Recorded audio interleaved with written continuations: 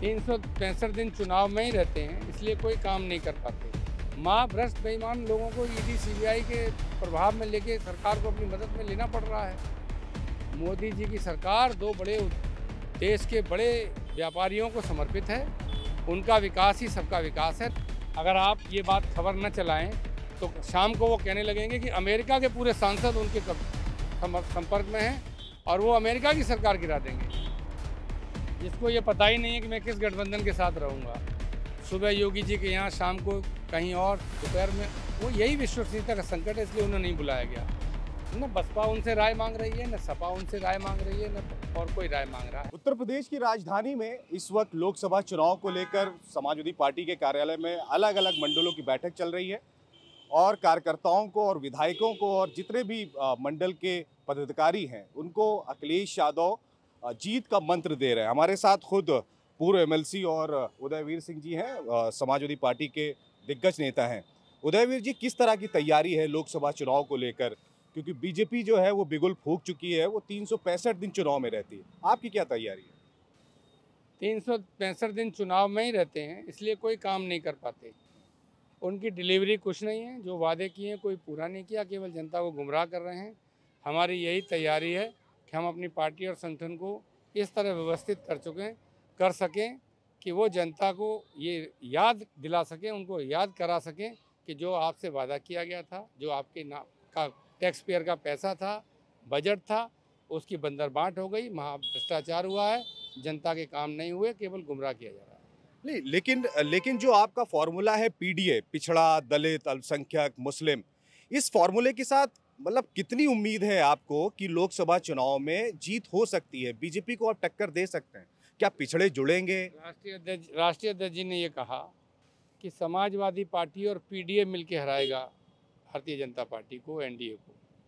यानी जो समाजवादी पार्टी का वर्कर है, कार्यकर्ता है, जो समानता चाहता है, जो देश की, प्रदेश की, गरीब की संपन्नता चाहता है और जो समाज की विकास की व्यवस्था में पिछड़ गया है, चाहे वो अल्पसंख्यक हो, चाहे दलित हो, जिसका उत्पीड़न हुआ है, जो पीड़ित है, ये सरकार जो पीडीए की बनेगी समाजवादी पार्टी के साथ, वो सरकार सबकी सरकार होगी, सबकी हिस्सेदारी भागीदारी वाली सरकार होगी। ये अखिलेश यादव जी ने कहा है और मुझे लगता है कि निश्चित तौर पे पीड़ित, शोषित लोगों को सामाजिक न्याय व्यवस्था में उनका हिस्सा, हक दिलाना ही सामाजिक न्याय है और समाजवादी पार्टी को सामाजिक न्याय सुनिश्चित करना होगा। लेकिन भाजपा का तो नारा है कि सबका साथ, सबका विकास, क्योंकि वो लगातार कहते हैं कि पिछड़े, दलित, सबका जो है इसमें विकास हुआ है, सबको तमाम योजनाओं का लाभ मिला है। उस पर क्या कह रहा है? मैं तो आपसे बार बार यही कह रहा हूँ, गोरखपुर में पानी की सड़क है, बनारस में कुछ हुआ नहीं है। एक बारिश होती है, पूरी सरकार के विकास की पोल खुल जाती है। भ्रष्ट बेईमान लोगों को ईडी सीबीआई के प्रभाव में लेके सरकार को अपनी मदद में लेना पड़ रहा है। तो बात क्या बोली जा रही है और क्या हो रहा है, ये देखने की ज़रूरत है। उनके लिए दो आदमी का विकास ही सबका विकास है। मोदी जी की सरकार दो बड़े देश के बड़े व्यापारियों को समर्पित है।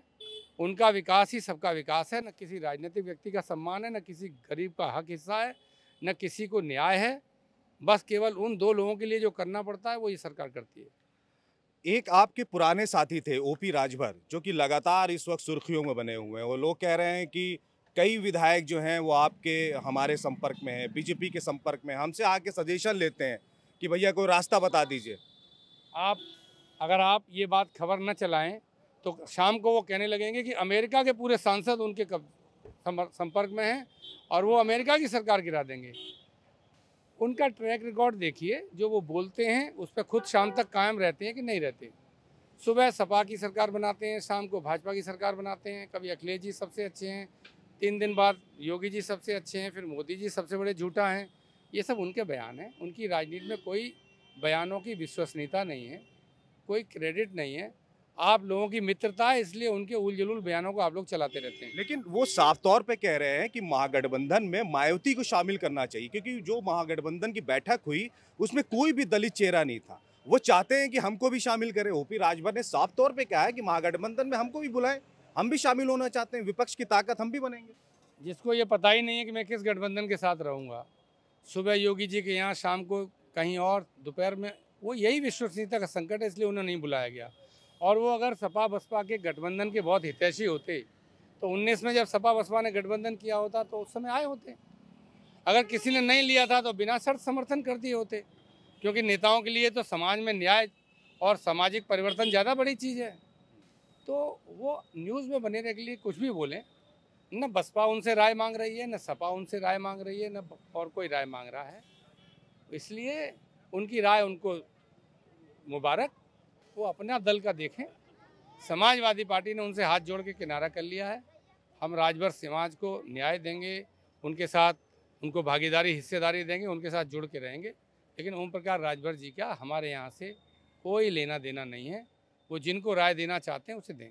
चलिए, बहुत बहुत शुक्रिया। ये थे उदयवीर सिंह जी, जो कि समाजवादी पार्टी के नेता हैं। इनका साफ कहना है कि लोकसभा चुनाव में हमारी साफ रणनीति है कि पिछड़ा, दलित, अल्पसंख्यक सबको जोड़ते हुए एक महागठबंधन की सरकार बनाएंगे। वहीं ओपी राजभर पर साफ तौर पे कहा है कि समाजवादी पार्टी उनसे किनारा कर चुकी है और वो जिसको राय देना चाहते हैं वो दे दे। कैमरा पर्सन आयुष के साथ मुजाहिद जैदी, द लीडर हिंदी, लखनऊ।